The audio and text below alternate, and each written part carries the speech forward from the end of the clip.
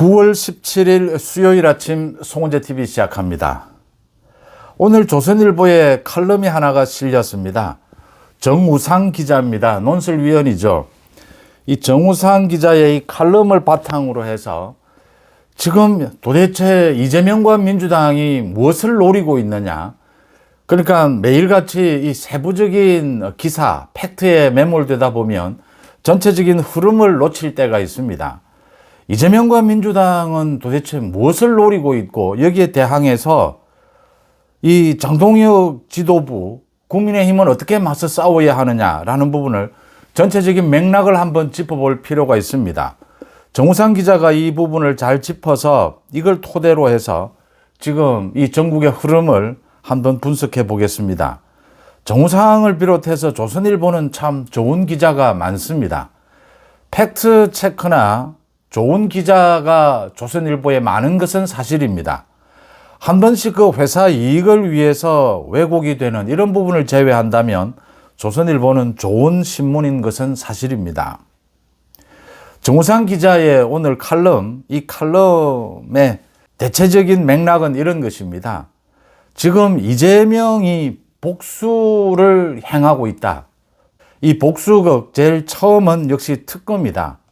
특검을 통해서 윤 대통령에 대해서 복수를 하고 있다. 그 다음 두 번째는 정부조직법 개편이다. 소위 기재부를 없애고 검찰을 없애고 지금 대법원도 없애려고 하는 것이다. 대법원을 없애려고 하는 것은 소위 세 번째 복수에 해당한다. 사법부 장악입니다. 이 세 번째 사법부 장악을 하려고 하고 있다. 그 다음은 무엇일까? 4부는 무엇이 될까? 4부는 국민의힘을 없애는 것이 되지 않을까? 내년 지방선거를 통해서. 그 다음 그 5부는 무엇이 될까? 헌법 개정이 될 것이다. 정우상 기자는 4부, 5부 이야기는 하지는 않았습니다. 제가 보기에는 4부는 국민의힘 말살입니다. 5부는 개헌입니다. 헌법을 바꾸는 것입니다. 그렇게 하면 이제 이재명이 대통령이고 국회의장이고 대법원장입니다. 이재명 독재가 완성이 되는 것입니다. 만약 이렇게 되지 못한다면 이재명 개인 독재로 가지 못한다면 최소한 민주당 독재로는 갈 수가 있다. 그러니까 윤 대통령에 대한 복수, 더 나아가서 검찰 기재부에 대한 복수, 그 다음 사법부에 대한 복수, 그 다음 국민의힘에 대한 복수, 그 다음 헌법에 대한 복수입니다. 이 복수극이 지금 펼쳐지고 있다라는 것을 정우상 기자가 짚었습니다. 이 맥락, 전체적인 맥락을 읽는 것이 굉장히 훌륭합니다. 그러니까 이 5가지에 대해서 이재명은 왜 이런 원한을 가지고 있고 이 복수를 해야 되겠다라고 생각을 한 것일까? 라는 부분입니다. 어제도 국회에서 대정부 질문에서 많은 이야기들이 쏟아졌습니다. 또 어제도 이재명 입에서 많은 이야기들이 나왔고 국회에서는 언제나 법사위에서는 언제나 자주 이야기하는 것입니다. 우리 헌정사에 처음 있는 일이다. 이런 일들이 펼쳐졌습니다. 이게 전체적으로 이재명이라고 하는 사람을 중심으로 해서 소위 민주당 좌파들은 톱니바퀴처럼 치밀하게 준비되고 치밀한 작전 속에서 이 모든 것이 움직이고 있다라고 하는 것입니다. 그 마지막은 헌법 개정입니다. 대한민국에 대한 복수입니다.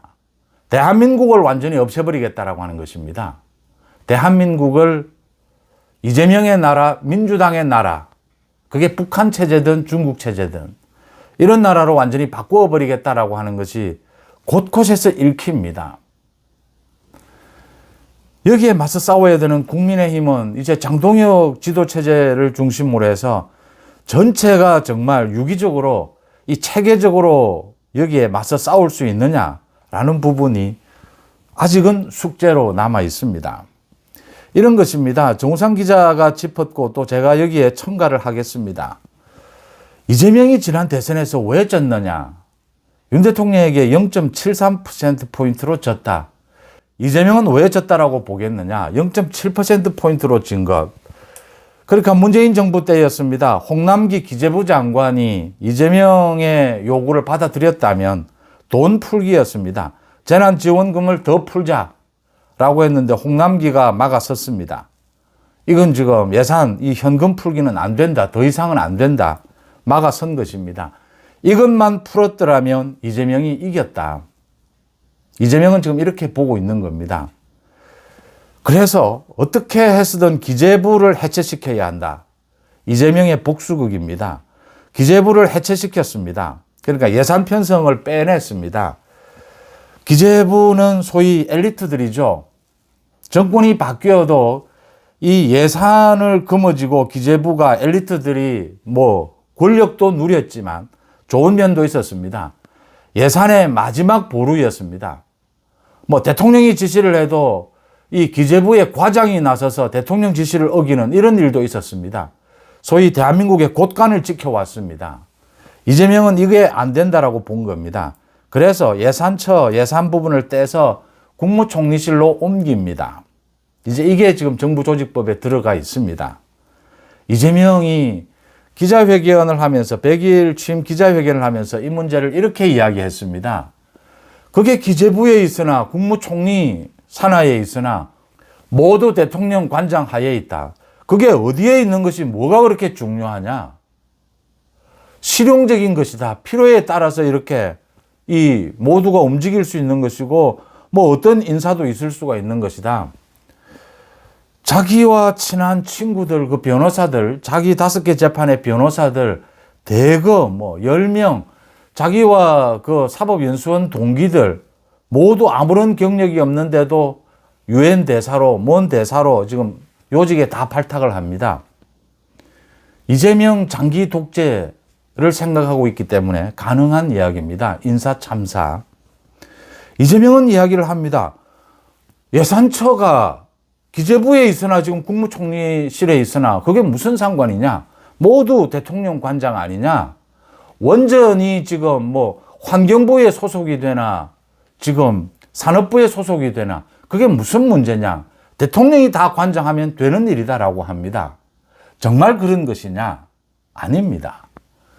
기재부에 있을 때는 기재부 엘리트들이 똘똘 뭉쳐서 이 예산 부분을 가지고 정권이 바뀌든 여야든 마지막 보루로 활약을 해왔습니다. 이걸 깨겠다라고 하는 것입니다. 이재명 마음대로 이제 현금 살포 돈 풀기를 하겠다라고 하는 것이죠. 이재명의 선거 가장 전략의 제1은 돈 풀기입니다. 현금 좋아하지 않는 국민 없다. 지금도 돈 풀기를 하고 있습니다. 이런 이재명의 뜻에 따라서 지금 경기도 소위 좌파들이 장악하고 있는 지방자치단체에서는 계속 현금 풀기를 하고 있습니다. 교육청 예산이 남아 돕니다. 지금 광주시에서는 중고등 학생 전체에 대해서 100만 원 바우처를 주겠다라고 합니다. 돈 풀기입니다. 뭐 별의별 명분을 다 갖다 댑니다. 정읍 같은 곳에서는 130년 전에 동학농민혁명 여기에 피해자들 보상한다라고 현금 풀기를 하고 있습니다. 뭐 곳곳에서 현금 풀기입니다. 소위 호남을 중심으로 해서 이제 이재명의 선거 전략인 것입니다. 이 이재명의 돈 풀기에 대해서 어떻게 대응해야 하느냐? 국가 예산 재정을 지켜야 된다. 이런 말로서 도대체 선거 때마다 이재명의 현금 풀기를 어떻게 막을 수 있겠느냐? 기재부가 막아왔습니다. 이렇게 문재인 정권 때처럼. 그런데 이재명은 이렇게 아예 기재부들, 그 엘리트 공무원들이 똘똘 뭉쳐있는 이걸 깨버리겠다라고 하는 것입니다. 검찰 해체도 마찬가지입니다. 검찰 엘리트들을, 이 엘리트 집단을 깨버리겠다라고 하는 것이죠. 그 다음 이제 사법부가 되는 것입니다. 검찰 해체를 이재명이 꼭 해야 되는 이유는 자신의 5가지 재판 때문입니다. 그리고 윤 대통령에 대해서 처벌해야 하기 때문입니다. 소위 내란 혐의로 처벌을 해야 되기 때문입니다. 사법부를 장악하지 않고서는 지금 자신의 재판이 재개될 것이다. 사법부를 장악하지 않고서는 이 윤 대통령에 대한 특검, 이걸 내란 혐의로, 내란 극복, 이 포장지로 가져갈 수가 없다라고 하는 것입니다. 문재인 정권 때는 적폐청산이라고 했습니다. 그런데 문재인 정권은 검찰개혁을 내세웠다가 윤석열 검찰총장에 의해서 이 역풍을 맞았습니다. 이재명은 문재인과는 또 다릅니다. 가장 다른 것은 이재명은 전과자고 피고인입니다. 많은 소위 흠을 가지고 있습니다. 또 좌파 주류도 아니었습니다. 또 이재명은 지금 문재인과는 달리 정권도 잡았고 국회도 거의 3분의 2 가까이 국회도 장악하고 있습니다. 우리 현 정사에 처음 있는 일입니다. 무시무시한 일입니다. 문재인과 같은 적폐청산, 지금은 내란 극복이라고 이야기합니다. 다 복수의 다른 이름들입니다. 이재명은 대한민국의 복수를 하고자 합니다. 지금 대한민국 체제, 민주공화국 체제를 없애버려야 한다. 곳곳에서 걸립니다. 문재인과는 다릅니다. 이재명은 좌파에서 이재명을 선택한 이유는, 저 이재명은 전과자고 흠이 많은데 왜 이재명을 선택했을까? 이재명의 실용주의에서 찾을 수가 있습니다. 이재명의 실용주의는 자기 맛대로의 실용주의입니다. 그냥 갖다 붙이기 말장난입니다. 저런 이재명을, 좌파에서는 저 이재명을 잘 활용하면 정권을 잡을 수 있겠다. 그리고 저 이재명은 좌파 본류가 주장하는, 요구하는 대로 이재명은 잘 따를 것이다. 그래서 이재명은 실용주의를 내세워서 이래도 하고 저렇게도 하고 좌파 구색에도 맞췄다가 자기 독재로 가져가는 이런 일들을 합니다. 이런 것들이 어떤 것이냐? 이재명은 자기 재판이 걸려 있어서 상당히 불안한데도 검찰 해체를 계속 밀어붙입니다. 그러니까 제가 이 거듭 이야기 말씀을 드리는, 국민의힘에서 이재명과 정청래 갈라치기를 하더라도 궁극적으로 지금 좌파 민주당은 이재명 총괄 체제, 이재명이 전체를 지휘하는 이 구도에서 벗어나지 않습니다. 이게 좌파들의 특징입니다. 소위 북한식의 어버이 수령식의 지도 체제, 이 개념입니다. 그래서 이 갈라치기는 어느 정도 효력을 발휘할지는 모르지만 궁극적으로는 안 된다라는 부분, 이 부분도 염두에 둬야 하고요. 지금 이재명이 이제 어제 개헌을 내걸었습니다. 국정 제1과제로. 핵심은 연임입니다. 대통령직 연임입니다. 지금 헌법에는 이 헌법 개정 당시에 대통령에게는 적용되지 않는다라고 되어 있습니다. 그것도 바꾸면 됩니다. 이제 이재명 연임을 할 것이냐, 민주당 독재로 갈 것이냐, 이 개헌을 가지고 내년 지방선거를 치를 것이냐, 아니면 여차하면 내년 지방선거 뒤로 미룰 것이냐, 총선으로 미룰 것이냐, 이런 부분들은 변수로 남아 있습니다. 문제는 이제 개헌까지 가겠다라고 하는 것입니다. 조희대에 대한 겁박은 무시무시할 정도입니다. 이제 가짜뉴스까지 등장을 합니다. 조희대가 뭐 한덕수, 정상명은 윤 대통령과 아주 친한, 윤 대통령 결혼식 주례를 봤죠. 이런 정상명 등과 만나서 조희대가 뭐 이재명 재판은 대법원에서 알아서 한다. 그래서 지금 이 윤 대통령과 결탁이 되어 있다. 이런 가짜뉴스까지 퍼뜨립니다. 정상명은 조희대 대법원장을 한 번도 본 적이 없다. 그런 모임 자체가 없었다. 점심자리가 없었다. 또 그 말은 어제 제가 말씀드렸다시피 언제나 판사들이 하는 이야기입니다. 재판 이야기가 나오면 재판부에서 알아서 할 것이다. 재판부 독립입니다. 이걸 이제 가짜뉴스를 퍼뜨려서 덮어 씌웁니다. 그것도 국회의사당에서 민주당 의원이 질문을 하고 김민석 총리가 그걸 받고 맞장구를 치는 식입니다. 조희대를 왜 끌어내려야 되는지를 지금 민주당 대통령실 내부에서 깊숙이 논의되었다는 것을 의미합니다. 대통령실은 말을 실수했다가 발을 뺍니다. 대통령이 대법원장이 퇴임을 요구하면 위헌입니다. 탄핵입니다. 그래서 발을 뺍니다. 발을 빼고는 이재명이 어제 세종시에 가서 공무원들 앞에서 이렇게 이야기합니다. 임명직이든 선출직이든 국민들의 뜻에 따라야 한다. 자기 권력이 무한한 것인 양 휘둘러서는 안 된다. 조희대를 겨냥한 겁니다. 자기는 국민들 뜻에 따라서 선출됐다. 조희대는 임명이다. 더 큰 게 있습니다. 이재명은 입만 열면 민의, 국민들, 국민주권 이야기합니다. 자기가 지금 여론조사 지지율이 높다라고 하는 이야기입니다. 그래도 50% 넘는다는 이야기입니다. 자기가 지지율이 높으니까 자기 마음대로 하겠다라는 것입니다. 이 소위 히틀러식이죠. 그러니까 선출될 권력이 마음대로 할 수가 있다. 국민들의 여론이 높은 권력은 마음대로 할 수가 있다라는 이야기입니다. 독재할 수 있다 이 이야기입니다. 독재가 다 나쁜 것도 아니고 민주주의가 완벽한 제도도 아닙니다. 그런데 전체적으로는 민주주의가 가장 이 인류가 만들어낸 가장 뛰어난 정치 체제다. 현재까지는. 이제 그걸 보완하는 것으로 가끔씩 독재가 필요할 때도 있다라는 것이 현재까지 나와 있는 결론입니다. 이재명은 전체적인 독재입니다. 민주주의를 파괴해야 합니다. 그걸 위해서 개헌을 내걸었습니다. 지금 이재명은 계속해서 국민들의 지지율이 높으니까 자기는 선출된 권력이니까 지금 검찰, 사법부 모두 장악하겠다라고 하고 있습니다. 무시무시한 노림수입니다. 대한민국을 공산국가로 만들겠다라고 하는 것입니다. 어제 국회에서 또 놀라운 일이 벌어졌습니다. 조현 외교부 장관입니다. 실토를 이제 한 겁니다. 이재명 거짓말에 이어서. 트럼프 미국 대통령이 이상해졌다. 과거처럼 동맹을 우선하지 않고 이제는 트럼프 대통령이 이상한 쪽으로 가고 있다. 반미입니다. 이재명은 중국에 쇠쇠하면 되고 미국 트럼프 대통령에 가서도 쇠쇠하면 된다. 피스메이커가 되어라. 자기는 페이스메이커가 되겠다. 트럼프 대통령 앞에 가서도 무릎을 꿇고 쇠쇠하면 실용주의다. 모든 것이 국익우선한다. 전부 거짓말입니다. 전부 쇼입니다.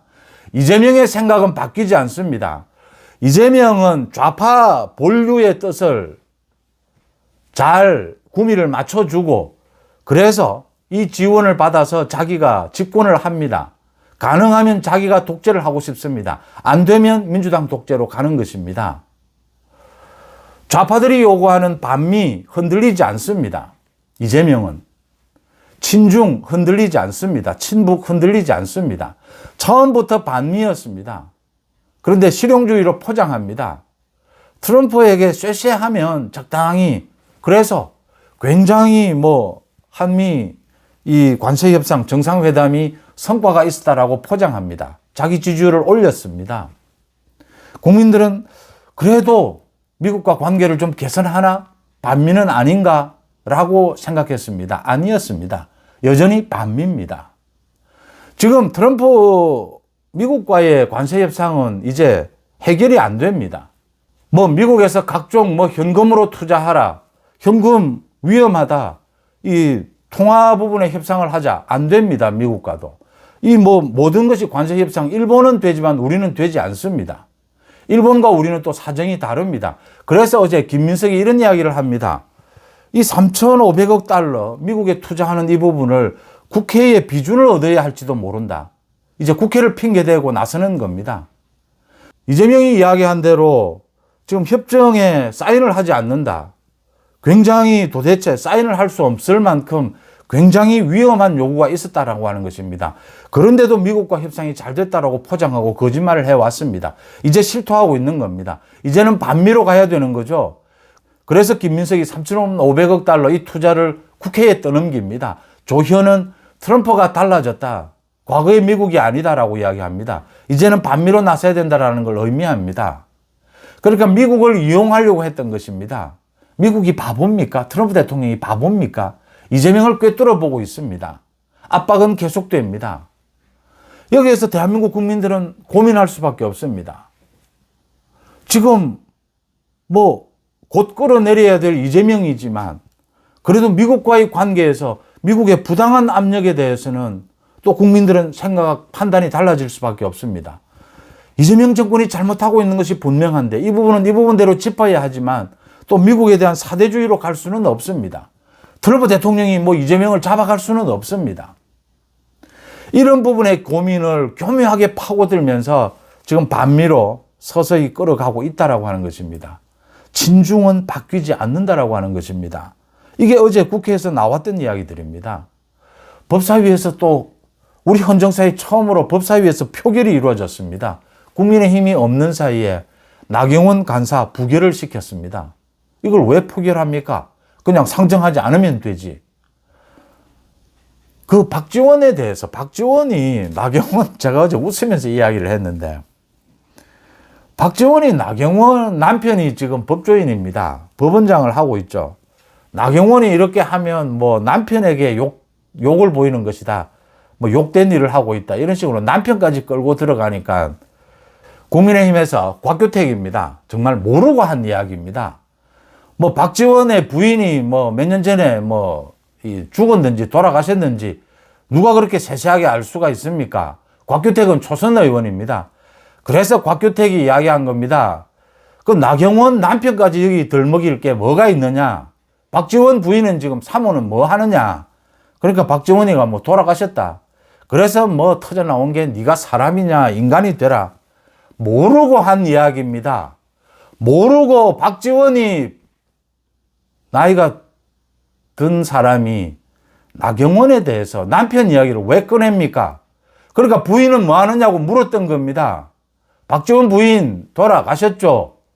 2018년, 19년쯤이었을 겁니다. 그 병으로 돌아가셨죠? 그 부분을 알았다면 제가 곽규택을 뭐 오래전부터 알지만 곽규택이 알았다면 그런 이야기를 박지원은 해도 곽규택은 할 사람은 아닙니다. 뭐 그걸 가지고 윤리위 뭐 전부 제가 보기에는 이런 식이면 뭐 300명 전부 윤리위원회 회부될 것 같습니다. 법사위를 완전히 장악하겠다라고 하는 것입니다. 이 모든 것이 모두 잘 짜여진 각본대로 움직이고 있습니다.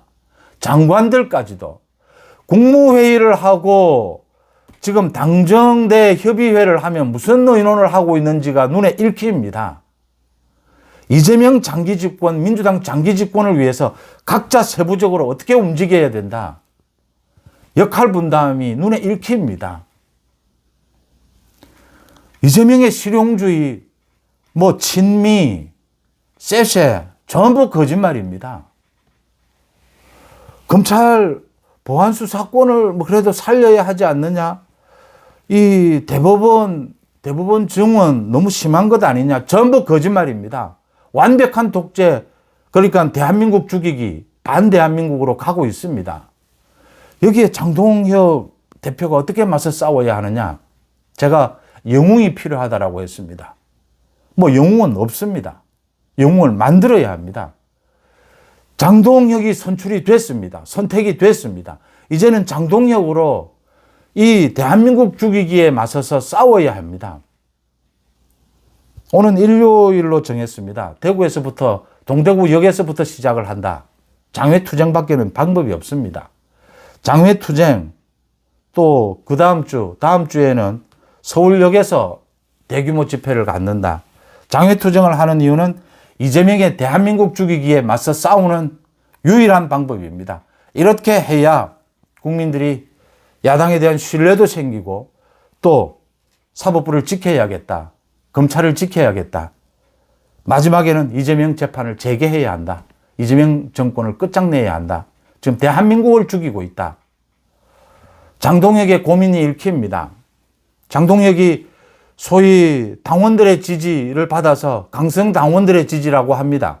강성 주장을 받아서 당선이 됐습니다.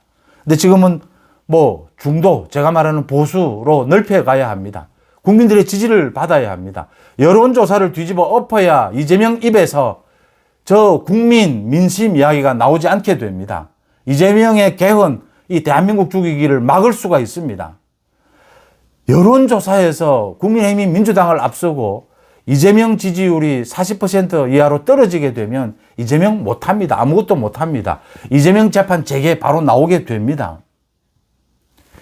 여기에서는 장동혁이 영웅이 되어야 합니다. 영웅이 되는 방법은 강성 지지층 뭐 중도로의 확장 이 고민할 필요가 없습니다.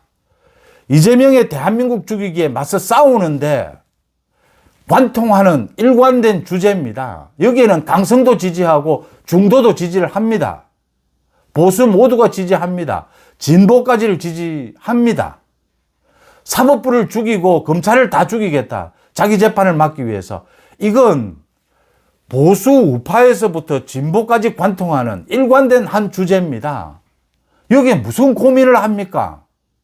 강성이어도 괜찮고 극우여도 괜찮습니다. 진보여도 괜찮습니다. 이재명 재판 재개입니다. 사법부 말살, 검찰 말살을 통해서 대한민국 죽이기에 맞서 싸우는 것입니다.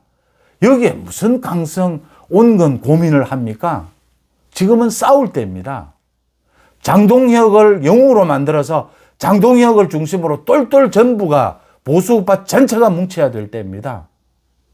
지금은 장동혁이 훌륭해서가 아니고 이재명 대한민국 죽이기에 맞서 싸우기 위해서 장동혁을 영웅으로 만들어야 합니다. 장동혁은 고민할 필요가 없습니다. 강하게 맞서 싸우는 것으로 무조건 내달려야 합니다. 그러면 국민들의 지지가 뒤따르게 될 것입니다. 조선일보의 정우상 기자가 짚은 이 부분, 제가 거기에 첨가한 것이 뭐 더 많았던 것 같습니다. 이게 지금 전체 전국을 꿰뚫는 관통하는 일관된 흐름이다 라고 짚어봅니다. 여러분들은 어떻게 보십니까? 9월 17일 아침 송은재TV 마칩니다. 고맙습니다.